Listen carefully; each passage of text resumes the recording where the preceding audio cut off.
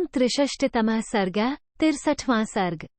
श्रीराम द्वारा शत्रुघ्न का राज्याभिषेक तथा उन्हें लवणासुर के शूल से बचने के उपाय का प्रतिपादन।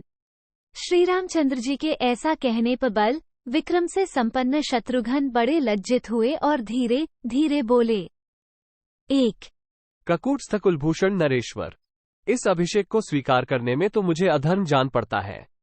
भला बड़े भाइयों के रहते हुए छोटे का अभिषेक कैसे किया जा सकता है। 2 तथापि पुरुष प्रवर महाभाग, आपकी आज्ञा का पालन तो मुझे अवश्य करना ही चाहिए।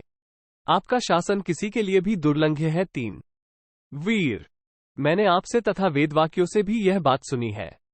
वास्तव में मझले भैया के प्रतिज्ञा कर लेने पर मुझे कुछ नहीं बोलना चाहिए था। 4 मेरे मुंह से ये बड़े ही अनुचित शब्द निकल गए कि मैं लवण को मारूंगा। पुरुषोत्तम, उस अनुचित कथन का ही परिणाम है कि मेरी इस प्रकार दुर्गति हो रही है। मुझे बड़ों के होते हुए अभिषिक्त होना पड़ता है। 5 बड़े भाई के बोलने पर मुझे फिर कुछ उत्तर नहीं देना चाहिए था।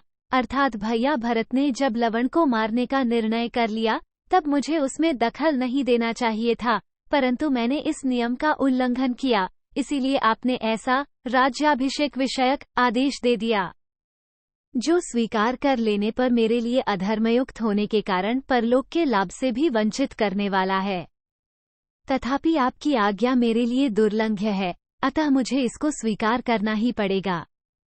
6 काकूटस्थ, अब आपकी जो आज्ञा हो चुकी उसके विरुद्ध मैं दूसरा कोई उत्तर नहीं दूंगा। मानद, कहीं ऐसा न हो कि दूसरा कोई उत्तर देने पर मुझे इससे भी कठोर दंड भोगना पड़े। 7 राजन, पुरुष प्रवर रघुनंदन, मैं आपकी इच्छा के अनुसार ही कार्य करूंगा, किंतु इसमें मेरे लिए जो अधर्म प्राप्त होता हो उसका नाश आप करें। 8 शूरवीर महात्मा शत्रुघ्न के ऐसा कहने पर श्रीरामचंद्र जी बड़े प्रसन्न हुए और भरत तथा लक्ष्मण आदि से बोले। 9 तुम सब लोग बड़ी सावधानी के साथ राज्याभिषेक की सामग्री जुटाकर ले आओ। मैं अभी रघुकुल नंदन पुरुष सिंह शत्रुघ्न का अभिषेक करूंगा। 10 काकूटस्थ, मेरी आज्ञा से पुरोहित, वैदिक विद्वानों, ऋत्विजों तथा समस्त मंत्रियों को बुला लाओ। 11 महाराज की आज्ञा पाकर महारथी भरत और लक्ष्मण आदि ने वैसा ही किया। वे पुरोहित जी को आगे करके अभिषेक की सामग्री साथ लिए राजभवन में आए। उनके साथ ही बहुत से राजा और ब्राह्मण भी वहां आ पहुंचे।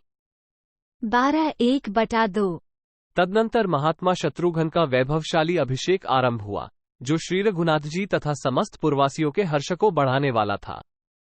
13:1/2 जैसे पूर्व काल में इंद्र आदि देवताओं ने स्कंद का देवसेनापति के पद पर अभिषेक किया था, उसी तरह श्रीराम आदि ने वहां शत्रुघ्न का राजा के पद पर अभिषेक किया। इस प्रकार अभिषिक्त होकर शत्रुघ्न जी सूर्य के समान सुशोभित हुए। 14:1/2 क्लेश रहित कर्म करने वाले श्रीराम के द्वारा जब शत्रुघ्न का राज्याभिषेक हुआ तब उस नगर के निवासियों और बहुश्रुत ब्राह्मणों को बड़ी प्रसन्नता हुई। 15:1/2 इस समय कौसल्या, सुमित्रा और कैकेयी तथा राज्यभवन की अन्य राजमहिलाओं ने मिलकर मंगल कार्य संपन्न किया। 16:1/2 शत्रुघ्न जी का राज्याभिषेक होने से यमुनाति निवासी महात्मा ऋषियों को यह निश्चय हो गया कि अब लवणासुर मारा गया। 17:1/2 अभिषेक के पश्चात शत्रुघ्न को गोद में बिठाकर श्री रघुनाथ जी ने उनका तेज बढ़ाते हुए मधुर वाणी में कहा। 18 रघुनंदन, सौम्य शत्रुघ्न, मैं तुम्हें ये दिव्य अमोघ बाण दे रहा हूं, तुम इसके द्वारा लवणासुर को अवश्य मार डालोगे। 19 काकूटस्थ, पिछले प्रलय काल में जब किसी से भी पराजित न होने वाले अजन्मा एवं दिव्य रूपधारी भगवान विष्णु महान एकार्णव के जल में शयन करते थे, उस समय उन्हें देवता और असुर कोई नहीं देख पाते थे। वे संपूर्ण भूतों के लिए अदृश्य थे।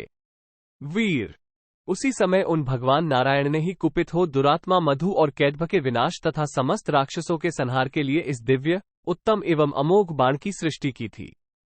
उस समय वे तीनों लोकों की सृष्टि करना चाहते थे और मधु, कैटभ तथा अन्य सब राक्षस उसमें विघ्न उपस्थित कर रहे थे। अतः भगवान ने इसी बाण से मधु और कैटभ दोनों को युद्ध में मारा था।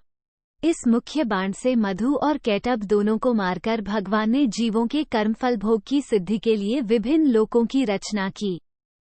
20-23 शत्रुघ्न। पहले मैंने रावण का वध करने के लिए भी इस बाण का प्रयोग नहीं किया था, क्योंकि इसके द्वारा बहुत से प्राणियों के नष्ट हो जाने की आशंका थी।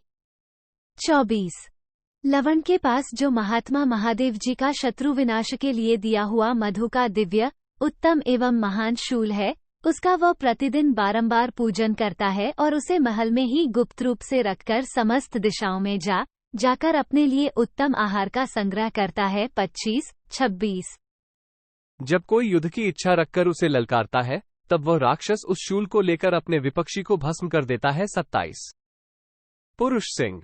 जिस समय वह शूल उसके पास न हो और वह नग में भी न पहुंच सका हो, उसी समय पहले से ही नगर के द्वार पर जाकर अस्त्र शस्त्र धारण किए उसकी प्रतीक्षा में डटे रहो।